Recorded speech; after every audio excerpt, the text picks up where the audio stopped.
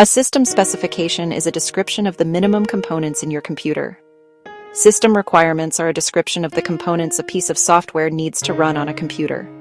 You should check the system requirements against the components of your computer before installing it for these two reasons. 1. Running the software may affect the performance of your computer if the system requirements are too demanding. 2. You may waste money buying software that will not run on your computer. There are 3 places you can look for specifications.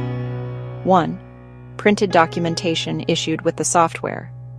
2. The official website for the software. 3. The website of the company selling the software. The minimum system requirements of a piece of software will look something like this.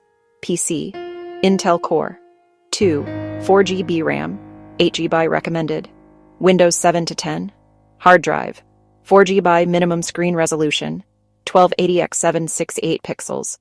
To find your system specification, check your computer settings.